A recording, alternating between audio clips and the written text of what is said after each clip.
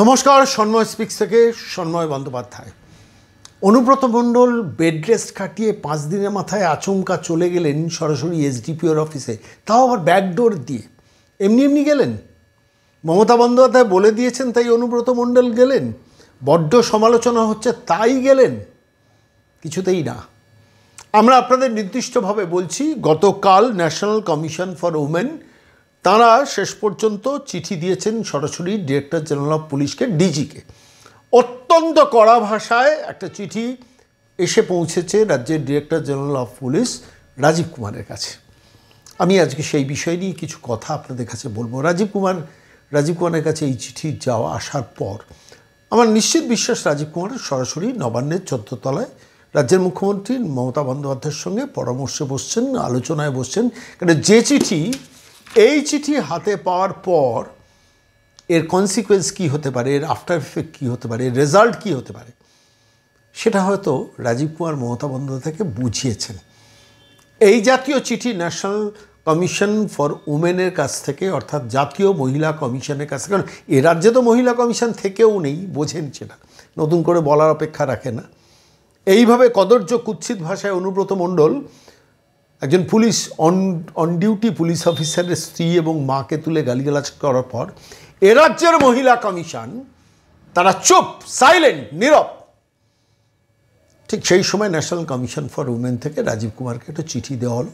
আমি সেই চিঠির কয়েকটা প্যারা আপনাদের কাছে পড়ে শোনাবো। যে চিঠিতে পরিষ্কারভাবে বোঝা যাচ্ছে যে এরপরে ন্যাশনাল কমিশন ফর উমেন এটা কিন্তু আরও একটু উচ্চতর স্টেজে নিয়ে চলে যেতে পারেন, এবং সেটা কি, সেটা মারাত্মক। আমি সে ব্যাখ্যায় খুব সংক্ষেপে যাব, কিন্তু এর আফটার রিয়াকশনটা মমতা বন্দ্যোপাধ্যায় বুঝেছেন যে এটা বোধহয় ব্যাপারটা একটু অন্যদিকে চলে যাচ্ছে। কি লিখেছেন ডিজিকে, মানে আমি বলছি রাজীব কুমার বা অনুব্রত মণ্ডলের যে বেড রেস্ট কাটিয়ে 5 দিনের মাথায় আচমকা এসডিপিওর অফিসের ব্যাক গেট দিয়ে ঢোকা, মিডিয়াকে আড়াল করে ঢোকার পেছনে কিন্তু অন্য কোনো কারণ নেই। যারা ভাবছেন যে এটা নিয়ে বড্ড সমালোচনা হয়েছে, মমতা বন্দ্যোপাধ্যায় একটু প্রলেপ দেওয়ার চেষ্টা করছেন, মমতা বন্দ্যোপাধ্যায় যে স্টাইলের অপারেটর, আমি বলছি ক্রিমিনাল অপারেটর, মানে এই অপারেশনসগুলো ক্রিমিনাল অপারেশন, সেই অর্থে ক্রিমিনাল অপারেটর। তো যে অর্থে অপারেশন করেন, সেই অপারেশনে অনুব্রত মণ্ডলকে বাঁচানোর জন্য she can go to any extent. ও লোকে যা মনে করছে করুক, অনুব্রত মণ্ডলকে রেখে নির্বাচনটা করব, সেই অঙ্কে মমতা বন্দ্যোপাধ্যায় ধাবিত হচ্ছেন। কত নোংরামি একটা প্রশাসনিক স্তরে না হলে ভাবতে পারেন, ওই কদর্য, ওই কুৎসিত গালিগালাজ করার পর সারা পৃথিবীর মানুষ শুনেছে, কয়েক কোটি মানুষ শুনেছে। তারপর কখনো সাংবাদিক সুমন দেখে ধমকি দিচ্ছেন ওসি লিগ্যাল সেল যে আপনি ওটা চালাবেন না। আর ঠিক তার পাশাপাশি অনুব্রত মণ্ডলকে দিয়ে একটা হাজিরা এন্ট্রি করালেন, যাতে শেষ পর্যন্ত একটা তার জামিনটা হয়ে যায়। এটাই তো মমতা বন্দ্যোপাধ্যায়ের ইন্টেনশন, কিন্তু সেটাও হতো না। সেটা হলো ন্যাশনাল কমিশন ফর উমেনের এই চিঠিটা পাওয়ার পর। চিঠিতে আমি আপনাদের কাছে চতুর্থ প্যারাটা একটু পড়ে শোনাবো, যেখানে ন্যাশনাল কমিশন ফর উমেন লিখছেন, deer রাজীবজি, the National Commission for Women expresses deep concern over the apparent inaction by the state police in this matter. By the apparent inaction of the state police in this matter, despite clear and widespread public outrage. This inaction not only embodies such repeat offenders but also deeply undermines the morale of the police force and shakes public confidence in the neutrality and responsiveness of law enforcement agencies. You are aware Mr. Mondol has a long and well-documented history of intimidation, criminal conduct and corruption, including arrest and custody by the CBI in previous cases. CBI রেফারেন্সটা তুলে দেওয়া হয়েছে national commission for উমেনের তরফ থেকে। বলা হয়েছে যে অনুব্রত মণ্ডল আজকে he is a habitual offender. এবার পঞ্চম প্যারাটা খুব মাইনিউটলি আপনারা শুনুন। It is shocking that even in the face of such clear evidence and past criminal background, no effective or deterrent legal action has yet been initiated by the state police. Or the state police এখনো পর্যন্ত কোনো action নেয়নি। If a senior police officer's family can be subject to such abuse without consequence, what message does it send to the rest of the citizens, particularly women? মহিলাদের ক্ষেত্রে কি message তাহলে যায়? তারপর লিখছে, the commission strongly urges that an immediate and impartial investigation be initiated and that legal proceedings be undertaken without any delay or political interference অথবা delay ছাড়া immediately এর ইনভেস্টিগেশনটা আপনারা কমপ্লিট করুন। তারপর লাস্ট প্যারাতে লিখছে national commission for women, you are hereby directed to submit a detailed investigation status and action taken report to the commission within 72 hours from receipt of this letter, failing which the commission will be constrained to take further necessary and institutional steps under the powers vested in it. অর্থাৎ finally national commission for women Rajiv কুমারকে কিন্তু সতর্ক করে দিল।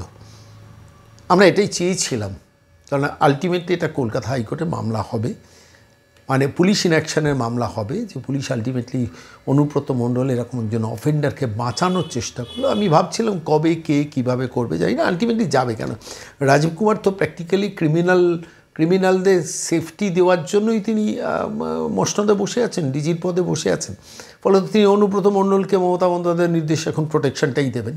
কত নির্লজ্জ বলুন তো এই পুলিশ অফিসাররা। আমি খালি একটা সময় ভাবি যে রাজীব কুমারের পরিবারেও তো মহিলা আছে, ওই আমনদীপের পরিবারেও তো মহিলা আছেন, রানা মুখার্জি যিনি অ্যাডিশনাল এসপি বীরভূম তাঁর পরিবারেও তো মহিলা আছে, কিংবা ধরুন ওই রিকি আগরওয়াল যিনি ওখানকার বোলপুরের এসডিপিও তাঁর পরিবারেও তো মহিলা আছেন। মনে হয় না যে আজকে লিটন হালদারের পরিবারের মা বোন তুলে গালিগালাজ করার পর আমাদের কিছু কর্তব্য আছে, আমাদের কিছু করা উচিত। মমতা বন্দ্যোপাধ্যায়কে বলা এনাফ ইজ এনাফ, এটা আমরা সহ্য করব না, আপনি যা ডিসিশন নিন আমরা will go by the lodge.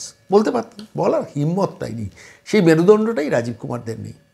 কিন্তু যাই হোক, নেভারদিলেস শেষ পর্যন্ত ওমেন্স কমিশন খুব রিজিডলি ব্যাপারটা দেখেছেন, দেখেই গতকাল সকালবেলায় চিঠিটা দিয়েছে। আর এই চিঠি দেওয়াতেই রাতারাতি অনুব্রত মণ্ডলের বেড রেস্টের মেয়াদ শেষ হয়ে গেল। শটান গেলেন এসডিপিওর অফিসে, দু ঘন্টা জিজ্ঞাসাবাদ কিছু হয়নি, 2 ঘন্টা 5 মিনিট যেটা হয়েছে আমার নিশ্চিত বিশ্বাস, 2 ঘন্টা 1 মিনিট কোনো জিজ্ঞাসাবাদ হয়নি। যেটা হয়েছে এটা গল্প গুজব আড্ডা চা খাওয়া, হয়তো রিকি আগরওয়াল উঠে দাঁড়িয়ে স্যালুটও করেছেন, সেটা হয়তো হয়েছে, ভেতরে জানি না কি হয়েছে, কিন্তু এটা হয়েছে কিন্তু ন্যাশনাল কমিশন ফর উমেনের এই চিঠির প্রেক্ষিতে। তাই এই চিঠিটার একটু অংশ বিশেষ আমরা পড়ে শোনালাম। আর এই মুহূর্তে দাঁড়িয়ে আমি সরাসরি ন্যাশনাল কমিশন ফর উমেন এর যিনি অন্যতম সদস্যা ডক্টর অর্চনা মজুমদার, আমি তাঁর সঙ্গে সরাসরি যোগাযোগ করেছিলাম। এই বিষয়টা নিয়ে তাঁর বক্তব্যটা একটু জানার চেষ্টা করলাম, কি বললেন তিনি শুনুন। নমস্কার ডক্টর মজুমদার, আমি সন্ময় বলছি কলকাতা থেকে। হ্যাঁ দাদা বলুন, কেমন আছেন? হ্যাঁ আছি। বলছি আজকে দেখলাম ন্যাশনাল কমিশন ফর উমেনের তরফ থেকে সরাসরি রাজীব কুমারকে আপনারা একটা চিঠি পাঠিয়েছেন, যেখানে অনুব্রত মণ্ডলের ব্যাপারে আপনারা পরিষ্কারভাবে বলছেন you are hereby directed to submit a detailed investigation status and action taken report to the commission within 72 hours। ওদিকে এখানে রাজ্য সরকার তো এই তদন্তটাকে ধামাচাপা দেওয়ার জন্য চেষ্টা করছেন। আপনারা কতদূর পর্যন্ত এগোতে পারবেন, মানে পারেন, মানে এই কদর্য ঘটনায়? না, আমি এখানে জাতীয় মহিলা কমিশনের পার্সপেক্টিভটা হলো সারা দেশে মহিলার স্বার্থ, মহিলাদের সুরক্ষা, মহিলাদের সম্মান দেওয়াটাই হলো কমিশনের কাজ। এবং এই যে ভাইরাল ভিডিও আমরা দেখছি, সেটা অনুব্রত মণ্ডল কেন, যে কোনো সাধারণ মানুষ যদি করতো এর চেয়ে বেশি নিন্দনীয় জঘন্যতম অপরাধ কারো স্ত্রীকে, মাকে ওই ভাষায় ওই বক্তব্য বলা, এটা কমিশন কেন কোনো সাধারণ মানুষই বরদাস্ত করতে পারে না। আমার তো মনে হয় পশ্চিমবঙ্গের প্রত্যেকটি মেয়ে এই ভিডিও দেখে প্রত্যেকের মধ্যে একটা ঘৃণা, একটা নিজের মধ্যে একটা হীনস্মন্যতা, মেয়েদের কমোডিটি হিসেবে দেখা হয় এখানে।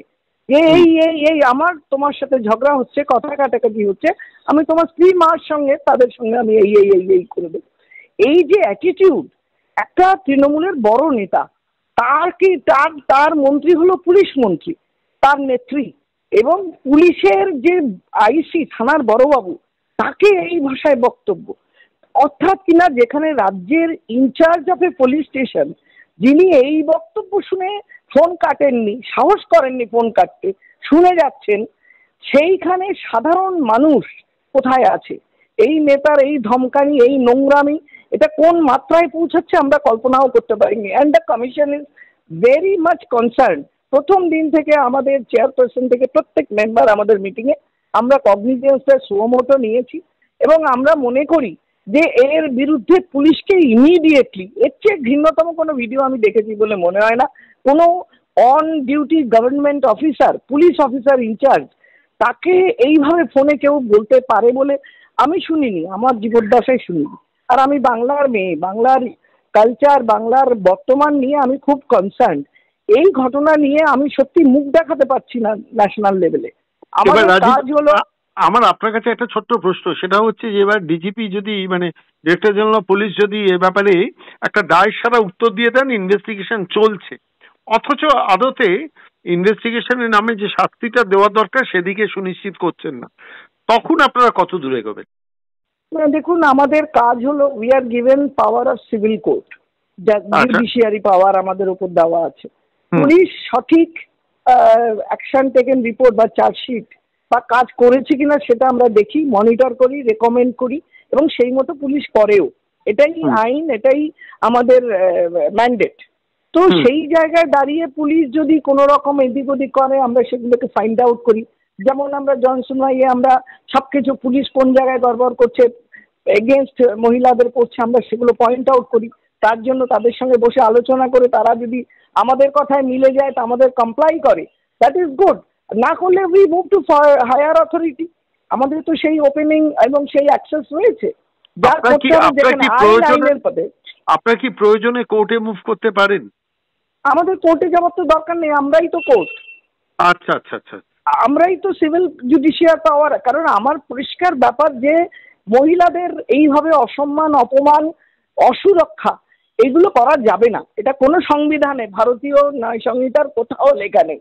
এবং সেইটা যদি করা হয় তার জন্য দণ্ডনীয় যে অপরাধ, অপরাধীকে সেগুলো পেতে হবে, সে যেই হোক। এবং সেটা যদি পুলিশ না করে তার জন্য কমিশন আছে, এবং আমরা ভিজিলেন্ট অবজারভেশন রাখছি, এবং আমরা আশা করি যে আমাদের ডিজি তার উত্তর দেবেন। তিনি যদি সঠিক উত্তর না দেন তখন আমরা যা যা করতে হয় আমাদের কমিশনের তরফ থেকে আমরা আবার সেগুলো নিয়ে যা যা করতে হয় আমরা সেগুলো করব।